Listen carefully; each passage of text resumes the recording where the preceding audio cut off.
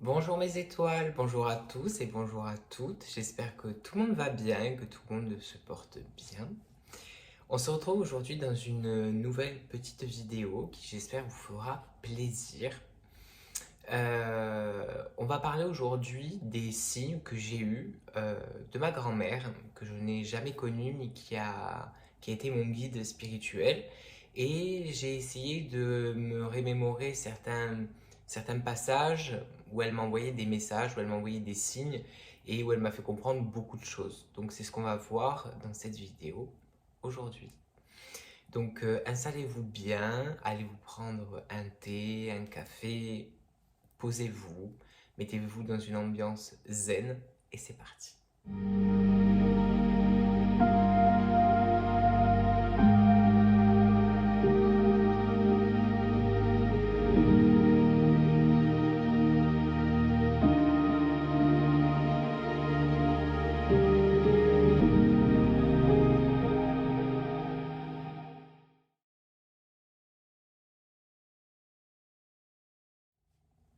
Pour les personnes qui me suivent depuis un certain temps, vous savez que mon guide spirituel, mon premier guide spirituel que j'ai connu, a été ma grand-mère. Donc, il faut savoir qu'un guide spirituel, pour qu'il puisse être votre guide spirituel, il ne peut pas avoir vécu dans la même vie que vous euh, à présent. On va dire ça comme ça. Il faut que ce soit quelqu'un que vous n'ayez pas connu sur Terre. Et si vous voulez, ma grand-mère est décédée en 1993 et je suis né en 1999. Donc, impossible de se connaître ici sur Terre. Elle devient mon guide spirituel. Elle me montre par beaucoup de signes que c'est elle, qu'elle est là pour me guider, pour me protéger et surtout, on va dire, pour me faire devenir un peu médium. Du moins pour m'apprendre le métier de médium, on va dire ça comme ça. Et il est vrai que au début, j'avais pas de clairaudience. Tout est venu au fur et à mesure et tout est venu petit à petit. Mais la première personne que j'ai commencé à entendre a été ma grand-mère. Donc, celle que je vous parle aujourd'hui, qui s'appelait Françoise. C'est elle qui m'a apporté mes premiers messages que j'ai dû délivrer en premier plan pour ma famille. Elle me donnait des messages pour ma famille, pour ma mère, mes frères, mes sœurs, voilà. Et je devais transmettre les messages qu'elle me donnait. Donc il est vrai que des fois c'était de beaux messages et il est vrai que des fois c'était des messages qui pouvaient un peu plus m'inquiéter ou peut-être me faire poser plus de questions que d'autres. Un premier message qui me vient comme ça à l'esprit, si vous voulez, un jour, donc j'avais déjà commencé mon évolution en tant que médium, j'avais commencé à développer mon don. Et j'avais des petits messages un peu tous les jours, que ce soit de ma grand-mère ou des défunts. Et un jour, ma mère, elle me dit, demande à mamie, donc ma grand-mère, qui est mon guide, était la mère de ma mère. Voilà. Et ma mère, elle me dit, allez, s'il te plaît, Lorenzo, fais-moi les cartes, fais-moi une voyance. J'ai dit, non, maman, je te la fais pas. Je J'aimais pas faire aux personnes qui étaient vraiment de ma famille, que ce soit les cartes ou la voyance. Voilà. Et elle me dit, ah ben tu vas voir, si tu me fais pas les cartes, mamie, tu vas voir, elle va t'engueuler, elle va t'engueuler. Donc bien sûr, elle me dit ça en rigolant, hein. Et là, il y a ma grand-mère qui vient et qui me dit, demande à ta mère si elle se rappelle quand je lui ai fait mal au bras. Alors, j'étais à un endroit, je retourne voir ma mère, je dis, maman, il y a mamie qui me dit, si tu te rappelles quand elle t'a fait mal au bras. Et ma mère, elle rigole, elle part à rire et elle me dit, effectivement, elle me dit, oui, je me rappelle, elle me dit, alors bon, déjà, ta grand-mère, elle me dit, c'est pas quelqu'un qui frappait, voilà. Mais elle me dit, un jour, elle m'a engueulé, elle me dit, parce que je m'étais disputé avec mon frère et elle avait frappé son frère en étant enfant. Et ma grand-mère, elle était venue pour l'engueuler, elle lui avait pris le bras et elle lui avait un peu serré le bras pour lui dire, en gros, ce que tu as fait, c'est pas bien. Voilà. Et ma mère, elle m'explique que c'est quelque chose qui est resté euh, marqué, ça l'a marqué à elle, et c'est pour ça qu'en fait ma grand-mère est venue me dire ça par rapport à ma mère. Donc il est vrai que sur le moment c'était drôle, c'était drôle quand ma mère elle m'a dit oui, oui effectivement, ta grand-mère elle est venue, elle m'a attrapé par le bras et elle m'a dit ça, elle m'a dit ça. Donc ça c'était un des premiers messages, on va dire, que ma grand-mère a pu me faire passer. On va dire ça comme ça. Et à cette époque-là, si vous voulez, on habitait dans une maison qui n'était pas la nôtre, on va dire. On était là pour pas longtemps, parce qu'on allait déménager dans un autre endroit. Et ma grand-mère, elle vient me dire, elle me dit, pourquoi ta mère, elle ne cuisine plus comme avant? Alors bon, ben, je réponds à ma grand-mère, je dis, ben, je sais pas, je sais pas. Donc je le dis à ma mère, je lui dis, je dis, maman, j'ai à mamie, elle m'a dit que tu cuisinais plus comme avant. Voilà. Et ma mère, elle me répond, elle me dit, ben oui, c'est vrai, elle me dit, ben parce que à cet endroit-là, j'ai pas tout mon matériel, je peux pas faire tout comme je veux, donc c'est peut-être pour ça que mamie, elle te demande ça. Et effectivement, ma mère, c'est quelqu'un qui cuisine souvent, qui fait de très bons plats. Et il est vrai que quand on habitait à cet endroit-là, ben, elle s'était un peu laissée aller et elle cuisinait plus autant comme avant. Et ma grand-mère, en fait, est venue me le demander et m'a demandé le pourquoi du comment, pourquoi elle cuisinait plus en fait comme avant. Voilà. Et c'est vrai que ça, c'est quelque chose qui m'a fait rire parce que ben, je l'ai vu de mes propres yeux. C'est vrai que ma mère, elle cuisinait plus comme avant et que bah, elle faisait que des petits plats. Bon, on mangeait comme tout le monde, mais voilà, c'était plus comme avant. Et ma grand-mère, ben, on va dire, elle s'en était aperçue. Voilà, tout simplement. On continue toujours par les messages qu'elle me donnait. Un jour, elle vient me voir, ma grand-mère, et elle me dit, il faut que ta mère, elle fasse attention au ventre. Alors là, ça m'inquiète quand même. Je prends un peu peur et je lui dis, mais pourquoi mamie, qu'est-ce qu'il y a? Et elle me dit, passe le message, il faut que tu dises à ta mère, il faut qu'elle fasse attention à son ventre. Et effectivement, donc je passe le message. Et peut-être dans la semaine qui a suivi, ma mère a eu une infection au niveau du côlon. Donc tout ce qui peut être relié aussi avec le ventre, hein, tout ce qu'on mange, etc. C'était à cause de quelque chose qu'elle avait mangé. Et encore une fois, le message se révélait être exact pour ma mère. Et je lui ai passé le message. Alors même si c'était pas un message qui était forcément joyeux, mais il fallait que je le donne. Voilà, il fallait que le message soit passé, donc je l'ai fait. On continue dans toute cette histoire. Et à cette époque-là, je préparais le concours de modèle élégance Corse. Donc, qui est un peu. C'est un concours similaire à Mister Corse ou Mister France, voilà. Et là, ça s'appelait modèle élégance Corse. Donc, je m'y inscris. À cette époque-là, je faisais encore un peu de mannequinat. Donc, je m'y inscris. Et pas forcément pour vraiment gagner, mais pour vivre cette expérience. Donc, j'ai participé. Et en fait, si vous voulez, une semaine avant l'élection, euh, j'attrape un champignon, on va dire ça comme ça, sur le côté du ventre. Et il est vrai que ça me faisait quand même une grosse tache au niveau du corps physique. Et je me suis dit, pour faire Mister Corse, si j'arrive avec un champignon comme ça, enfin bref, il faudrait peut-être faire quelque chose pour le faire disparaître. Et ma grand-mère vient dans mes oreilles, elle me dit, elle me montre un processus, elle me dit, il faut que tu fasses ça. Elle me dit, pour ta tâche là, que tu as là, il faut que ça parte.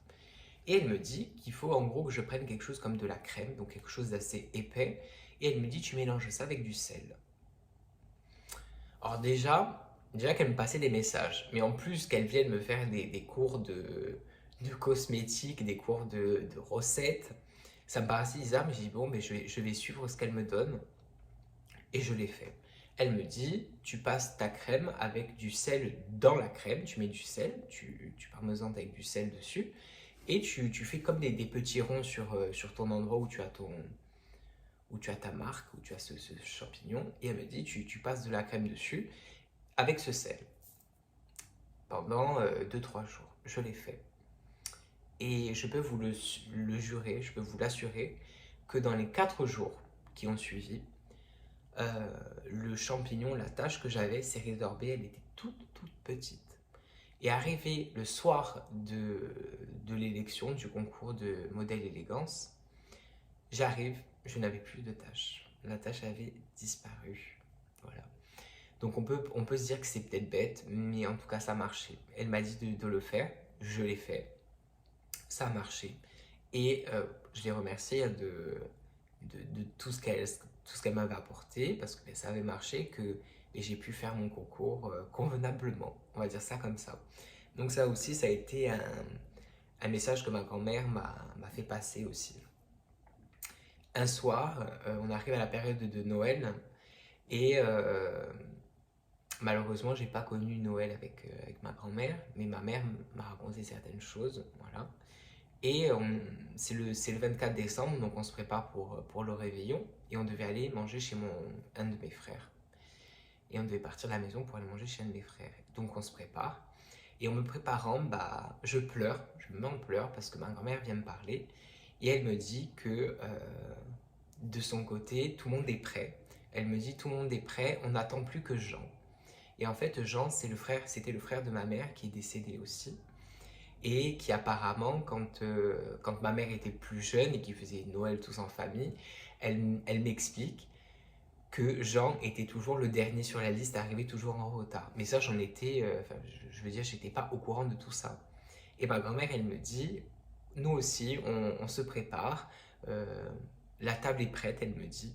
Donc de l'autre côté, elle me dit, la table est prête, et on est encore en train d'attendre Jean. Et là, je le dis à ma mère. Donc moi, ça m'a ému parce que ben, c'est le soir de Noël, c'est le jour du réveillon, donc toutes les émotions sont là, toute la famille, toutes ces petites choses sont importantes, et on a toujours une grande pensée pour les personnes qui nous sont chères ce soir-là. Du moins, moi, pour ma part, c'est mon cas. Et ça m'a beaucoup ému, et ça m'a montré encore une fois que ben, même de l'autre côté, ils sont tous ensemble, même le soir de Noël. Ils sont tous ensemble, et que rien ne change vraiment de l'autre côté. Et je peux vous assurer que ça m'a fait plaisir quand elle m'a dit ça, même si ça m'a ému, mais ça m'a fait plaisir de savoir ben, qu'en fait ils étaient tous ensemble, et elle m'a dit on n'attend plus que Jean, on est prêt. Voilà. Donc ça a été quelque chose qui était très fort. Je l'ai répété à ma mère de suite. Au moment où elle m'a dit ça à ma grand-mère, je suis de suite allée le dire à ma mère. Et ça, c'est quelque chose qui m'a beaucoup marqué, qui m'a beaucoup touché venant de ma grand-mère et venant du monde invisible. On va dire ça comme ça. On passe à un second message qui me vient à l'esprit. Donc bon, j'ai beaucoup de cousines, beaucoup de cousins, des oncles, des tantes, voilà. Et un matin, je me réveille et ma grand-mère, elle me dit « Je m'inquiète pour Valérie ». Donc Valérie, c'est une cousine à moi, cousine germaine. Donc c'est-à-dire que nos parents, ma mère, c'est la sœur de leur père, à mes cousines, Valérie, etc. Et ma grand-mère, je me lève le matin, elle me dit « Je m'inquiète pour Valérie, j'ai peur pour elle, je m'inquiète pour elle ». Alors en plus, Valérie, c'est pas une cousine que je vois tout le temps, mais bon, ça reste ma cousine quand même, hein. Donc je le dis à ma mère, et je lui dis maman, il y a mamie qui me dit qu'elle s'inquiète pour Valérie, elle me dit qu'il faut qu'elle fasse attention. Alors je passe le message. Et le lendemain, si je me trompe pas, le lendemain, c'est pas la journée même, c'était le lendemain, on reçoit un appel de mes cousines, donc qui habitent sur le continent, et où elles nous disent que Valérie a été, comment je pourrais dire ça, elle était dans la rue, elle marchait, et en fait elle s'est faite, comment je pourrais dire ça, attrapée, elle s'est faite frapper, on va dire ça comme ça, par un homme qui comptait faire un malheur. Je ne vais pas dire le mot, mais il comptait faire un grand malheur, et il comptait lui faire beaucoup de mal. Voilà, c'était une personne inconnue, hein, qui était en liberté, et qui a croisé le chemin de ma cousine, et qui, quand il l'a croisé, il l'a attrapé, il a voulu la faire disparaître. Voilà. Donc ma cousine, à ce moment-là, elle a réussi à se débattre, elle a réussi à se sauver de cette situation, elle a fait comme elle a pu, mais elle a réussi à se sauver, saine et sauf. Et en fait, c'est pour cela que ma grand-mère, la veille, elle me dit « Valérie m'inquiète, j'ai peur. Elle va pas bien, j'ai peur. » Et en fait, le lendemain, j'ai compris, en fait, quand on nous a annoncé ce qui était arrivé à Valérie, qu'elle avait failli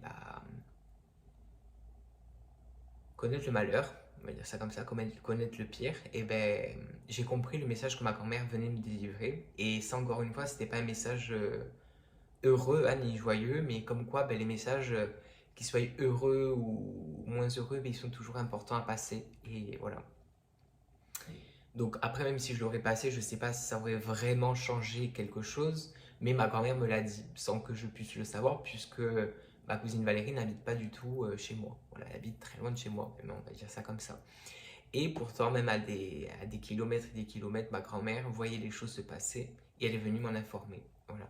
Donc je peux vous assurer que quand on vous annonce des messages comme ça, euh, au début, on n'est pas rassuré. Voilà. Donc c'est pour ça que je l'ai vite dit à ma mère et que ça m'a fait peur.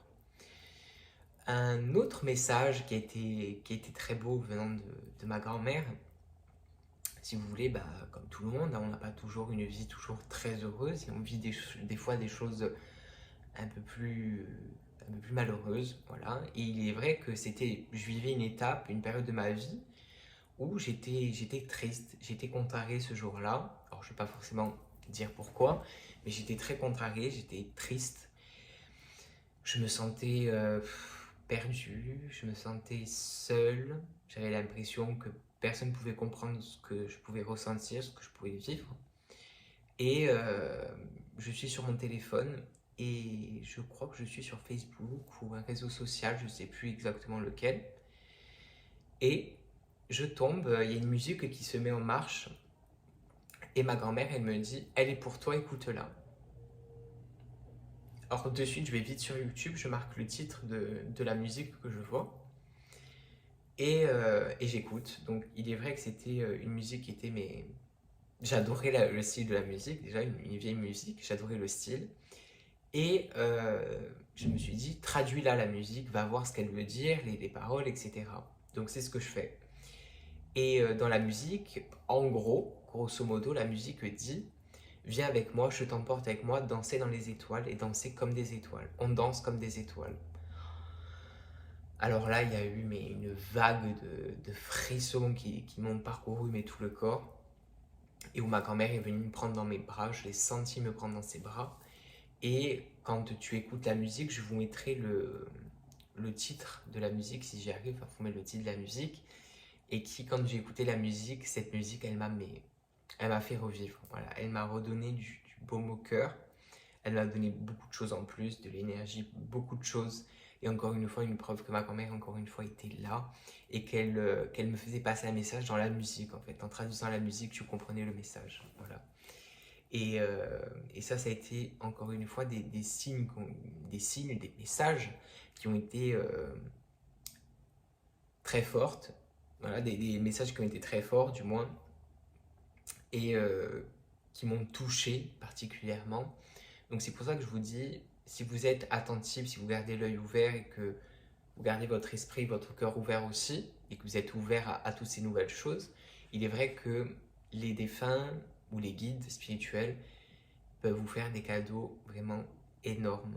Mais vraiment, euh, ils savent faire les choses, ils savent les faire, ils sont à la bonne école, et quand ils vous font passer un message comme ça, c'est toujours pour une bonne raison, soit pour vous remettre du baume au cœur, soit pour vous avertir de quelque chose. Et entre autres, moi, ma grand-mère, du moins, c'est comme ça qu'elle a commencé réellement à communiquer avec moi et à me dire toutes ces petites choses-là. Voilà.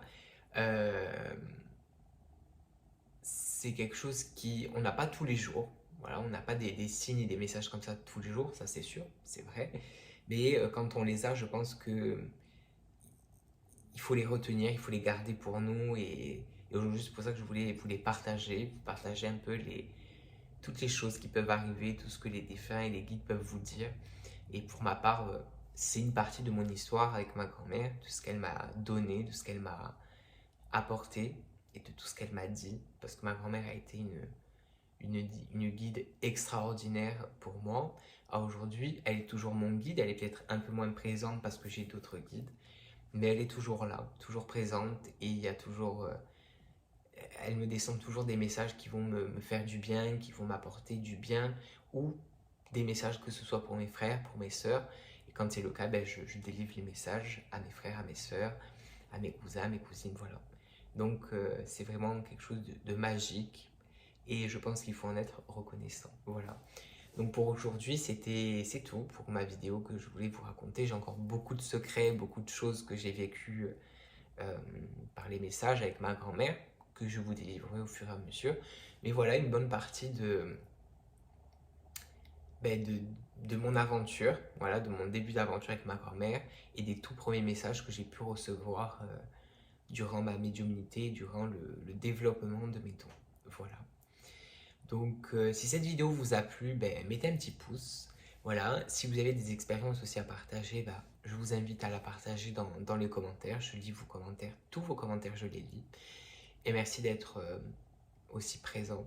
Voilà, merci beaucoup. Et j'espère que mes vidéos vous plaisent et que vous en voulez encore. Voilà, je vous remercie de tout et je vous souhaite tout le meilleur à vos côtés. Et je vous souhaite tellement de beaux messages avec l'invisible parce que tout le monde le mérite, tout le monde. Je vous remercie et on se dit à bientôt. Amour et lumière.